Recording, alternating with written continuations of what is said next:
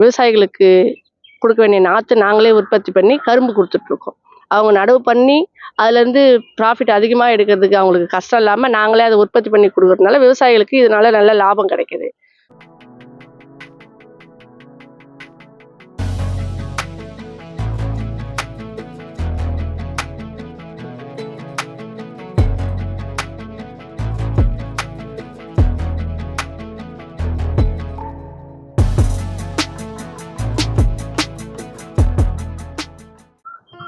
விழுப்புரம் மாவட்டம் முண்டியம்பாக்கம் பகுதியில் மகளிர் சுய உதவிக்குழு பெண்கள் மூலமாக குழித்தட்டு முறையில் கரும்பு நாற்றுகள் உற்பத்தி செய்யப்பட்டு விவசாயிகளுக்கு விற்பனை செய்யப்பட்டு வருகிறது. மகளிர் சுய உதவிக்குழு பெண்களுக்கு விவசாயம் செய்யும் வகையில் மானியம் வழங்கப்பட்டு வருகிறது. அந்த வகையில் முண்டியம்பாக்கம் பகுதியை சேர்ந்த 52 பஞ்சாயத்துகளிலும் உள்ள பெண்கள் விவசாயிகளுக்கு பயன் தரும் வகையில் குழித்தட்டு முறையில் கரும்பு நாற்றுகள் உற்பத்தி செய்து விநியோகம் செய்து வருகிறார்கள். இது குறித்த கூடுதல் தகவல்களை இந்த செய்தி தொகுப்பில் நாம் பார்க்கலாம். என் பேர் கமலா. நான் முண்டியம்பாக்கத்தில் கரும்பு உற்பத்தி குழு நடத்திட்டு இருக்கோம். அதில் நான் செயலாளராக இருக்கேன். நாங்கள் ஒரு 15 பேர் இதை செஞ்சிட்ருக்கோம். அதில் எல்லாம் படித்த பிள்ளைங்களை வச்சு வேலை பார்த்துட்ருக்கோம். விவசாயிகளுக்கு கொடுக்க வேண்டிய நாற்று நாங்களே உற்பத்தி பண்ணி கரும்பு கொடுத்துட்ருக்கோம். அவங்க நடவு பண்ணி அதுலேருந்து ப்ராஃபிட் அதிகமாக எடுக்கிறதுக்கு அவங்களுக்கு கஷ்டம் இல்லாமல் நாங்களே அதை உற்பத்தி பண்ணி கொடுக்குறதுனால விவசாயிகளுக்கு இதனால நல்ல லாபம் கிடைக்குது. சுற்றி ஒரு 52 பஞ்சாயத்து இருக்காங்க விக்கிரவாண்டி பிளாக்ல. இதில் எங்ககிட்ட தான் கரும்பு வாங்கிட்டு போயிட்டு நடவு நட்டு அதன் வழியாக அவங்க நல்ல லாபத்தை பார்க்குறாங்க. எங்களால் முடிஞ்ச வரைக்கும் விவசாயிகளுக்கு ஹெல்ப் பண்ணுறதுக்காக இந்த வேலை பார்த்துட்ருக்கோம். ஒரு வருஷத்துக்கு எத்தனை ஒரு மாதத்துக்கே எங்களால் 1 லட்சம் பட்டு நடவு பண்ணி அதை சேல் பண்ண முடியும். ஆனால் அவ்வளவுமே வராது, ஒரு 80% அந்த மாதிரி வரும். அதை வச்சு நல்ல லாபம் பார்க்கலாம்.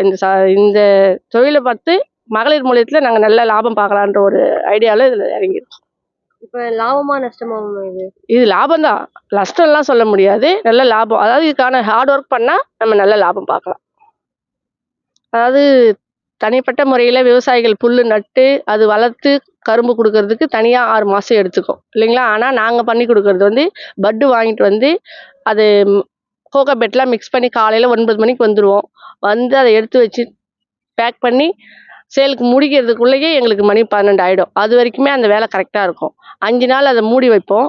6ஆவது நாள் அதை எடுத்து கொஞ்சம் வளர்ந்த பருவத்தில் இருக்கிறத எடுத்து ஸ்ட்ரேவை பேக் பண்ணி வெளியில் வச்சுட்டு ஒரு 9ஆவது நாள் மருந்தடிப்போம். அதுக்கப்புறம் 15ஆவது நாள் மருந்தடிப்போம். 30 நாள் கழித்து அதை சேலுக்கு கொடுத்துருவோம். விவசாயிகளுக்கு டைமிங் சேவ் ஆகுது. வேலைக்கு ஆள் வச்சு அவங்களுக்கு தனியாக கூலி கொடுத்து அது ரொம்ப ப்ராப்ளமாக இருக்கிறதுனால இதை நாங்கள் கொடுக்கறதுனால அவங்களுக்கு ரொம்ப பெனிஃபிட்டாக இருக்குது.